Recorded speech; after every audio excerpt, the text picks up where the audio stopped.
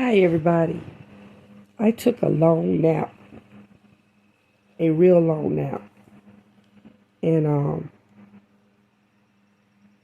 gonna talk to you all a while and see if some channeled messages come out. But before I do that, I just want to say hello to you all and tell y'all how much I love you, how much enjoy spending time with you all when I do come on and present my videos. But I would like to read a couple of scriptures to you. And I'm in the book of Ezekiel. I'm going to start with Ezekiel chapter 8. And I'm going to start with verse number 4. Ezekiel 8 and 4. And it reads, "And behold, the glory of the God of Israel was there, according to the vision that I saw in the plain. Then said he unto me, Son of man, lift up thine eyes now the way toward the north.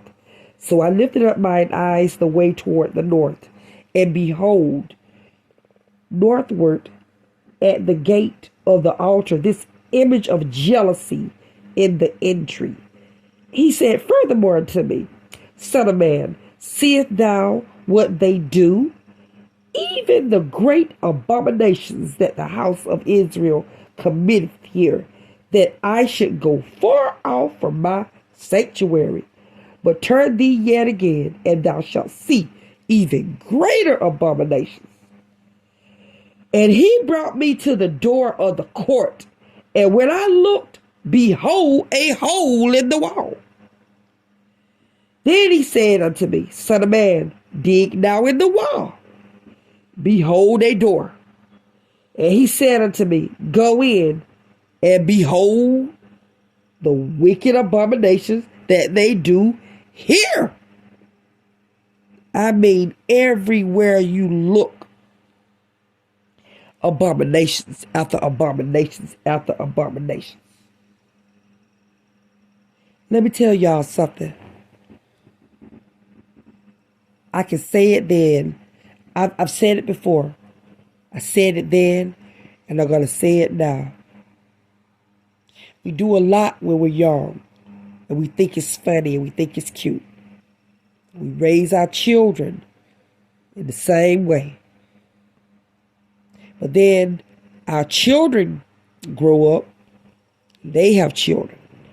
Okay, you may be the grandfather or the father or the grandmother or the mother, and you're sitting, you're like the godfather or the godmother of you're the matriarch, or you're the king or the queen of the society, or whatever of the family. You sit at the head of the table. Y'all think it's so cute, but one day the king or the queen grows very old, and they know that, hey, this isn't cool. I raised them to be this way. I thought it was cute. And now I'm looking at my children are all destroyed. My daughters, they've turned out. My sons aren't the way that I wanted them to be. The grandchildren, they're all out of control. Curses upon curses, abominations among abominations. And now I'm tired. And now I want to rest, but I can't rest. My soul is so unsettled. My soul. And I love my family so much. And I don't want them to burn. Nor do I. Let me tell y'all something. This will continue on for generation to generation to generation, unless or until there is a curse breaker. You all better believe and better understand that there is a certain thing as curse. Let me tell y'all something. A lot of you people better look and think about what's being said to you and what you speak out of your own mouths. Okay? A lot of you may say, so there's no such thing as a past life and a life goes on and on. Well, why do people say curse breakers, generational curse breakers? Use your common sense. It is true. You lay down. And when you shut your eyes, and if you are not permitted, you may be permitted to just be out there in the ethers. Because your spirit ain't going to die. Your spirit going to live. So, where does your spirit linger?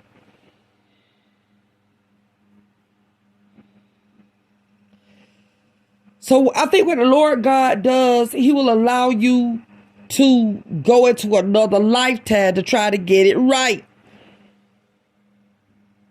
I see some of us, we haven't gotten that stuff right. God don't necessarily have to do that. But for some of us, he will allow it to be done over again. In the hopes that someone will get it right the next lifetime. Now, as for me, I am proud to say this is my last go again. God has already seated me in my position. I'm already here, my foot on earth, and I am proud to say I have been deemed an ascended master. So when I shut my eyes this time, I am not coming back. I'm going to sit up there where I can better oversee my people. I'm going to sit beside my God and amongst the high council of the ascended masters. I'm not going to be here. I've done my time.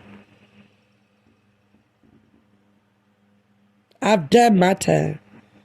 I've suffered for my God.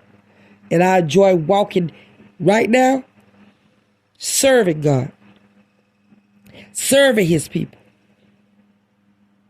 I've endured a lot. I endure a lot. I may not look like it. Some of you may say I do, but I don't think y'all don't know the things that I've been through in my life, what I have endured. But a lot of times I don't give myself a pity party like I used to. To be honest, I let stuff like that trickle off my shoulder because, for one thing, I enjoy spending a lot of time alone. Because I can't stand being in the midst of ignorant people. So instead of being amongst ignorant people and listening to gibberish and jabbering and meaningless conversations, I enjoy spending time alone and battle for God's people in the spirit realm. When you're doing that, you're taking on a lot of the burdens of other people. There's no need of anybody saying, well, why does he and she just take on all those burdens? Because I was called to do it. My brother is a bishop. And my brother Jack said, when I go out of town, to go through the different conferences in the church, I'm just going there to set things in order. I'm not going to laugh with them. I'm not going to smile with them. I'm not going to lollygag with them. I'm going to put it to them. Let them know right from wrong. And they're going to go back and pray. Go back and meet with you. And see if some transformations have taken place. And you can lead a horse to the water, but you cannot make him drink. Now understand that there are some of us, especially our elderly parents, our older parents, grandparents, we're tired and we want to take our rest. It does not matter whether you want the peace for yourself or the peace for your children or your grandchildren in your early age or in your latter age. But I purposely do feel that if your heart is so sincere about you want to change, I feel as though God may hold that into consideration. God's going to always bring the opportunity for a curse breaker in your bloodline to come forth. Does not matter whether it's this generation or not. As long as you put yourself forth. Let me tell y'all something. When you're in a family, there is a hierarchy, period. Listen. There's always a hierarchy. You all know that God comes first. After God, if you're married, the husband and the wife. After the husband and the wife, the children. Okay. Now, if your children are all going crazy and whatnot, and they're all out of order, and even your grands. So, where do you think the healing is going to begin? With yourself. I don't care if you're 100 years old. I don't care if you're 5 years old and you're in charge of everybody. A lot of y'all want healing for your children and stuff, but they ain't gonna heal until, look, you gotta heal first. Oh, you best to believe that you gotta get yourself in order. I guarantee you this. If you always start doing that, things will go a whole lot smoother. You're looking at the outside and saying, oh, I got to get them. No, honey, work on yourself first. Get that filth out of you. Totally. If you don't do that, then your family will be lost. Clean yourself up. They gonna be there. They gonna do what they want to do anyway. Clean yourself up. Because if you don't clean yourself up, how can you help anybody else? So, with that being said, I don't want my video to run over 15 minutes. I want to let y'all know how much I love y'all. And I'll come back on here with another one. Maybe tonight. Maybe 4 day in the morning. If I wake during the witching hours after I pray, I'll come and talk to y'all then. But in the meantime, I'm going to say good night.